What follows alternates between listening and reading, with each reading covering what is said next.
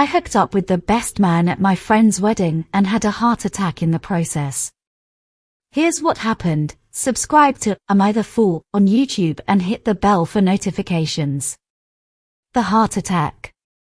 It was my dear friend's wedding this weekend, and my first time meeting the best man in person, though we've worked together over Zoom for the last year. We hit it off and ended up dancing and talking most of the night, and when things went down, I went back to his hotel room, and yada yada yada, and it was really good. At one point during it, I started having literal heart pains, chest palpitations, dizziness, couldn't breathe, never happened to me before. In that moment, I wasn't sure if I was having a panic attack or a heart episode. Then I remembered that I'm on a medication that can cause heart problems. I had 2 EKGs back in August to monitor it, and everything was fine. I had forgotten about it, and I realized I hadn't done anything as cardio intense as sleeping with another person since before I started the meds. He was absolutely lovely and rubbed my back, calmed me down, and talked through what was happening. I couldn't sleep for hours, but it finally died down, and we got some semi-rest. We were both zombies in the morning, saying goodbye to everyone, and I made an appointment to see my doctor for another EKG stat.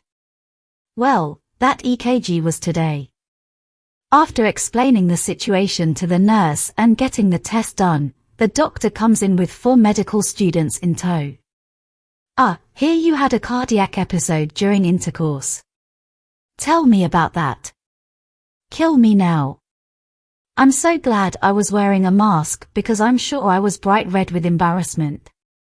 I'm sure the medical students were glad for their masks too. I don't know how anyone could keep a straight face after I melted into the floor and died. They told me the EKG was normal, but I needed to see a cardiologist ASAP. So I have to take off work to tell this story to another doctor tomorrow and probably get stress tests until I'm cleared to do cardio again, which I hope is soon because he's coming to visit next week. Come on, doc, you know she's gonna be embarrassed. Show a little discretion. You're really gonna bring med students in tow for this one? You could have done it for anyone else, I'm sure. Regardless, hey, I'm glad you're okay and that you had fun, but maybe just try and take it easy for a bit, at least until you're back to 100%. My friend threw me out of her party for kissing my husband. I, a 37-year-old female, and my husband, a 42-year-old male, attended my friend Becky's, a 36-year-old female, annual barbecue last weekend. Becky and I have been close friends since college.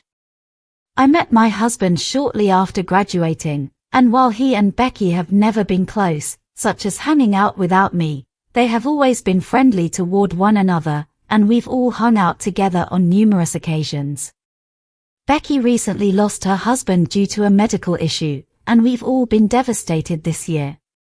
Becky texted me the day before her event and told me that she was making this year's occasion a child-free one, and that meant I couldn't bring my 3-year-olds, and that she understood if I couldn't make it. I bit my tongue in an effort to be respectful and thanked her for letting me know and told her I indeed wouldn't be able to make it. She responded by saying she was looking forward to seeing my husband at dinner, though I saw no issue with this and sent her a thumbs up. The next morning was the day of Becky's event, and my mother-in-law luckily agreed to babysit our toddler. We thanked mother-in-law and headed over to Becky's with food, gifts, and no children in tow. As we walked in, Becky greeted my husband with a hug and an excited hello and then me with a sort of surprised look on her face. She didn't say much to me and went into her living room with everyone else. I went to put down the food on the counter while she introduced everybody to my husband and referred to him as dear. My husband told me this later on in the evening. I walked into the room, and she gave me no mind as she was deep in conversation with a friend of hers. Sometime into the party, Becky and my husband were both standing at the patio door, and she had her arm around his waist. He spotted and looked at me with a "help me" glare, so I made my way over, thinking she had one too many. I gave him a kiss as he separated from her grasp. Becky looked at both of us and then back at the others at the party with a shocked expression. She then ran back into the house crying. She ran into the bedroom and locked the door and screamed down at me to leave. I tried asking her if it upset her and why she wanted us to leave numerous times. She refused to answer me and just kept crying, so we left.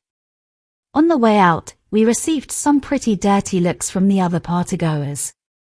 Later, I received texts from several mutual friends who scolded me for PDA and how Becky was so upset that I made her party look tacky, and that I was rubbing it in her face that she was a widow.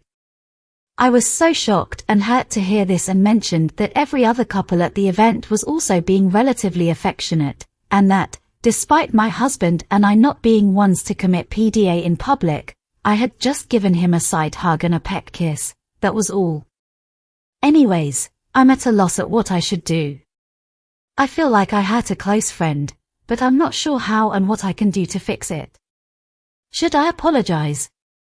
This is a really awkward situation to be in. It does kind of sound like your friend was hitting on your husband, and I don't know why she would be surprised for you to be there when you're the ones that have always been close. But yeah, maybe she just had a couple too many and wasn't thinking straight.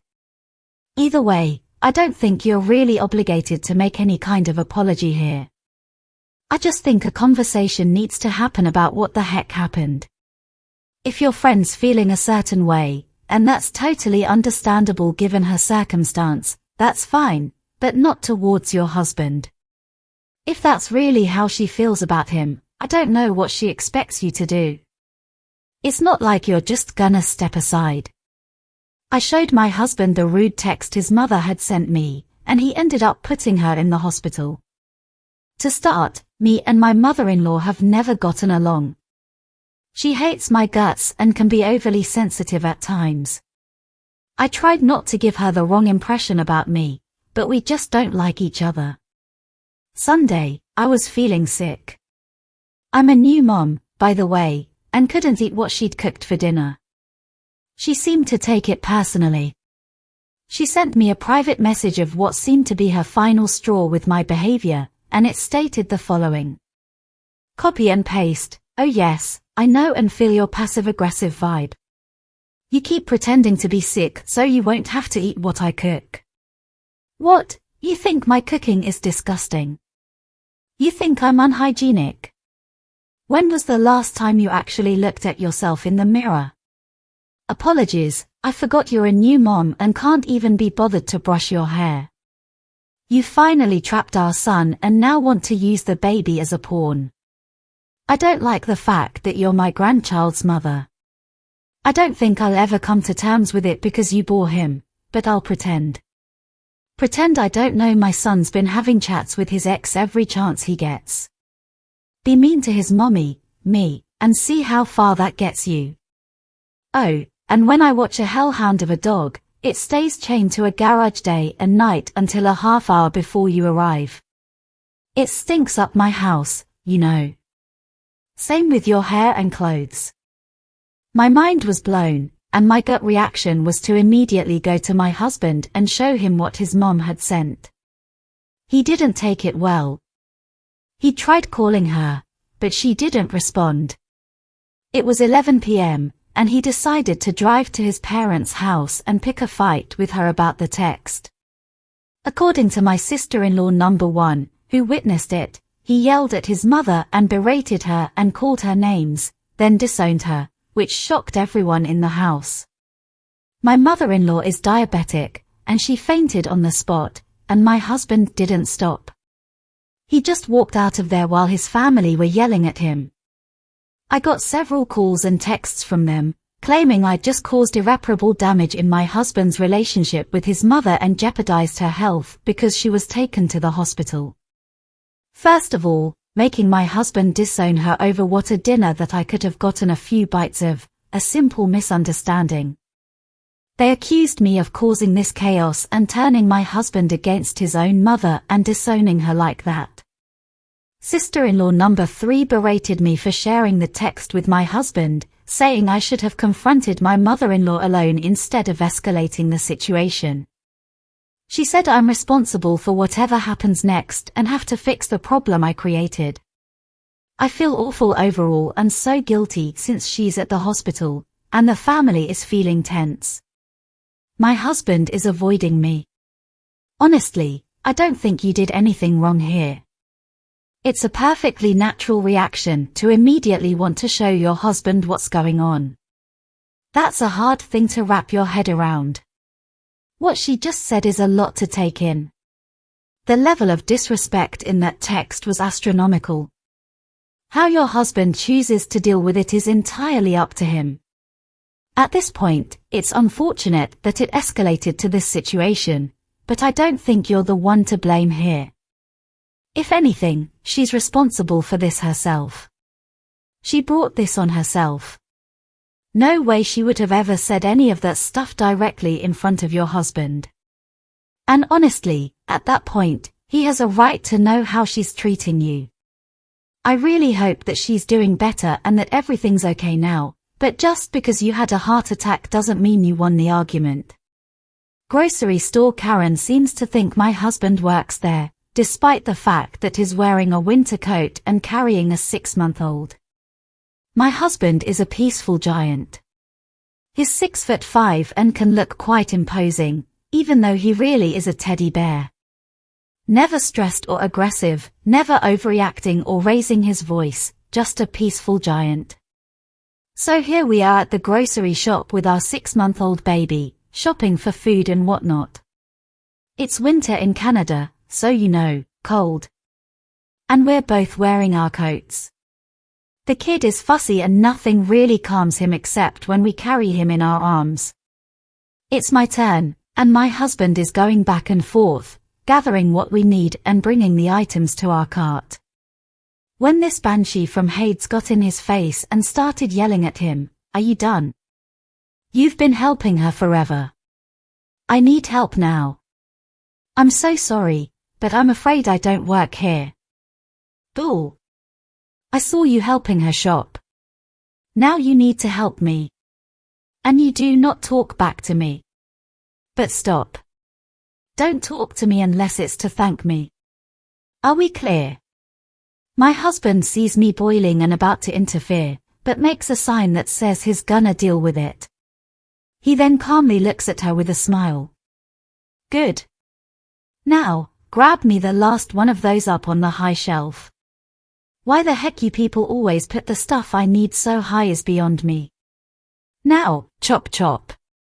My husband grabs the item, but instead of giving it to her, he keeps it just a tiny bit out of her reach. He looks at it and then at me. Honey, we needed this, right? It's at this moment that I catch on to what he's doing. Well, as a matter of fact, yes we do. What? How dare you give her my stuff? It's my stuff. Give it to me. Super slowly, my husband gets closer to the lady. He's so imposing that she calms down immediately with the biggest of smiles and the most polite voice ever. He says to her again, "I don't work here, but thank you for showing me this. We were about to forget it." And with that, he puts the item in our cart, grabs the baby, and together we left. In the background, the lady's howling some profanities. All three of us are smiling. People need to learn to pick up on what should be obvious cues. The fact that your husband's dressed for the winter and is only helping you, and you have a baby with you, would make you believe that most people would understand that you two were together. Apparently, this went right over this lady's head. Some people's observation skills can be lacking, to say the least. Thankfully, this situation was handled without anything really getting escalated.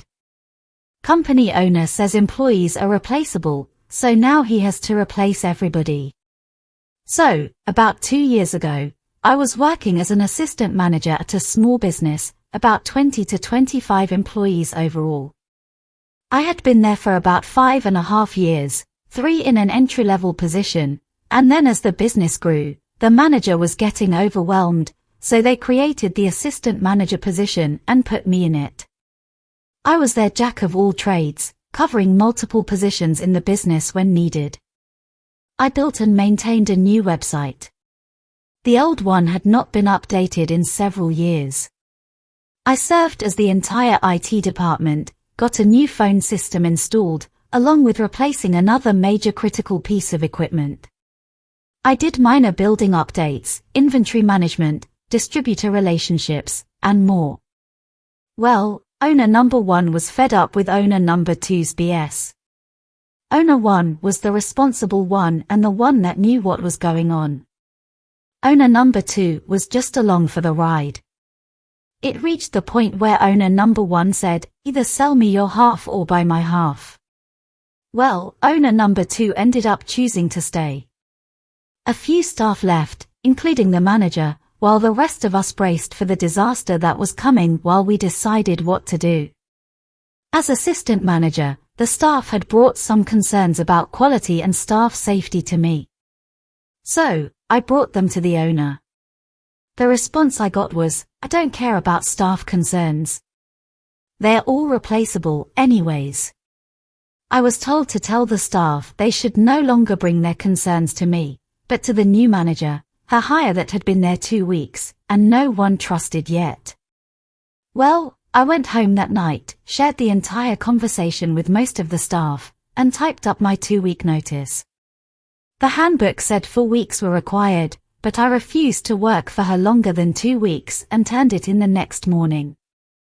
So, in addition to losing me and everything I normally did, I had also taken over scheduling since we were short-staffed, and the new manager didn't know the staff yet and what we needed.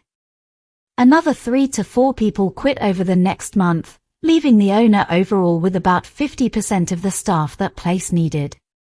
Even at full staffing, we were barely managing. The website has not been touched since I left, still has the old owner and other outdated information up. I've gotten multiple questions about where something was or how to do something because no one else knows how to run certain things. A number of their clients I know have left because things have been getting worse in their product. Overall, I give it a couple of years before she has to sell or close because I can't imagine it's going to go well. Yet another case of management not acknowledging how valuable an employee really is. Our original poster sounded like they were the superhero of this place. The owner's casual regard towards their employees' jobs has left the employees feeling rather underappreciated. No one's going to stick around when that's the case. No one's going to work hard for you if they don't think you give a crap about them.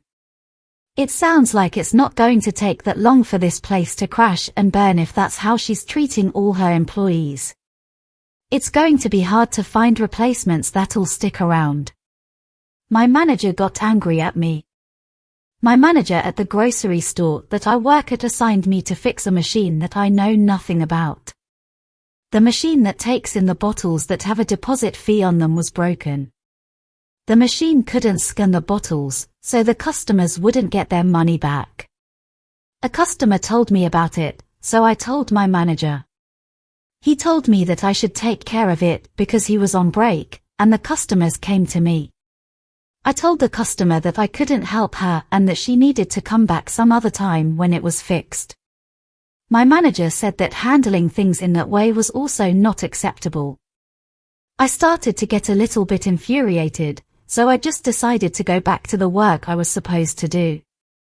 Customers kept on coming to me with the same problem, so I went back to the manager, who literally told me, "You're at work. Customers complain to you. It's your problem." I told my co-workers about it. They told me that it's happened before and that a mechanic was required to fix the problem. My manager got angry at me because I told him this.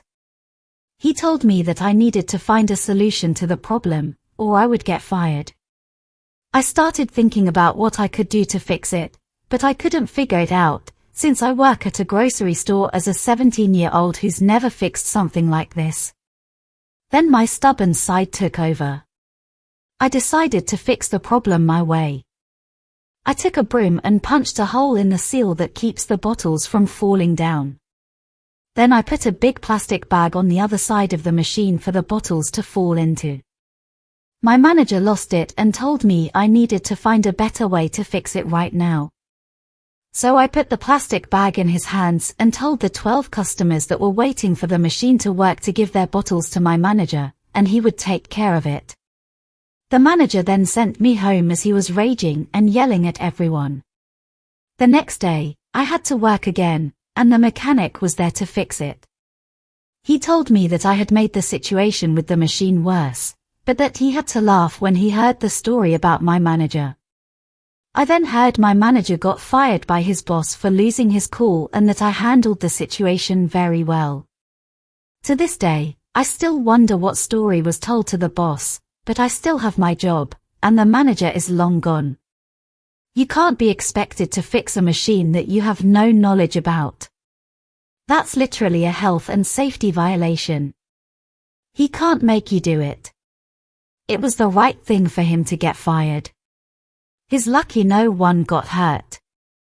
Honestly, our original poster should have just said no. You have that right if you feel that your boss is asking you to do something dangerous.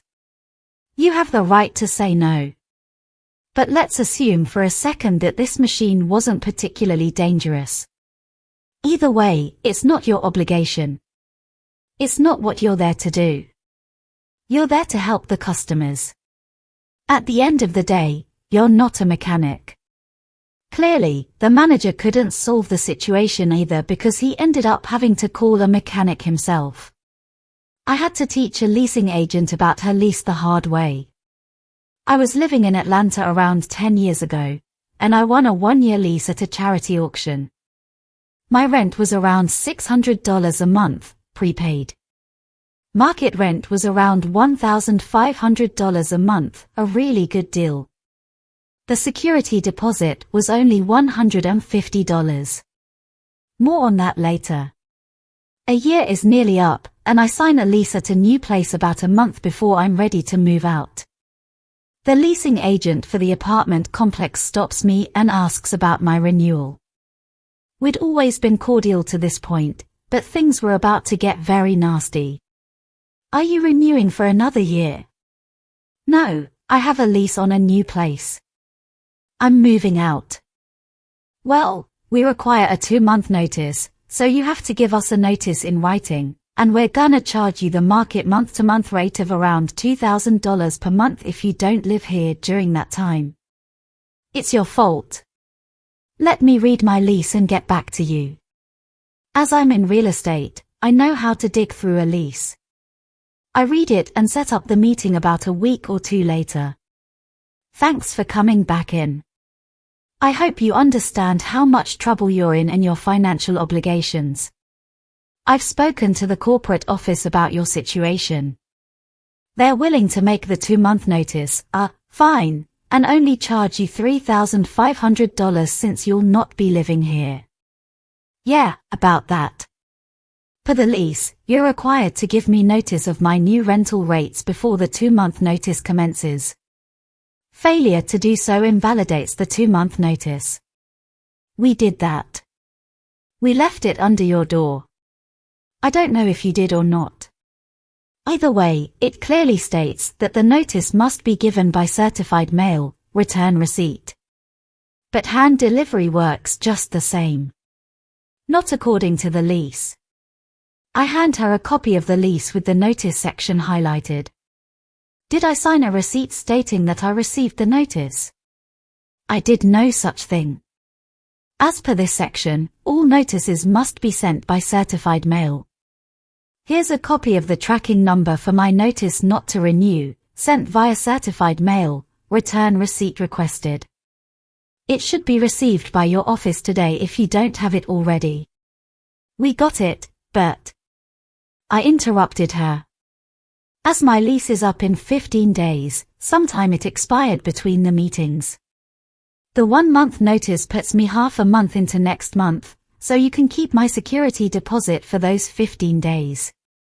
My old lease rate is still in effect, as notice was not given of the new rates. This gives you 2 weeks to splash and dash the apartment upon my departure and have a new tenant in by the 1st of the following month. It does not work like that. Call corporate. I think their attorneys will side with me. Have a good day. I never heard a peep from them after that. No collections, no letters. I stayed my extra 15 days, which helped me with moving to the new place and taught that leasing agent she really needs to learn more about the product she has control over. My final thoughts. Yeah, this really sounds like they were just trying to scam you for a little extra money out the door. That's such a fool move. You've already got a whole bunch of costs associated with moving. You don't need this thrown on top. Maybe you were a little short on the notice, but either way, they can't expect you to just cough up a couple of $1,000s because they say so. If they're going to turn around and cite the lease agreement, then at least make sure that they're following the lease agreement, otherwise, it holds no water. When you subscribe, make sure to hit the bell to turn on notifications. Put the playlist on in the background to finish listening to all the stories linked at the top of the description.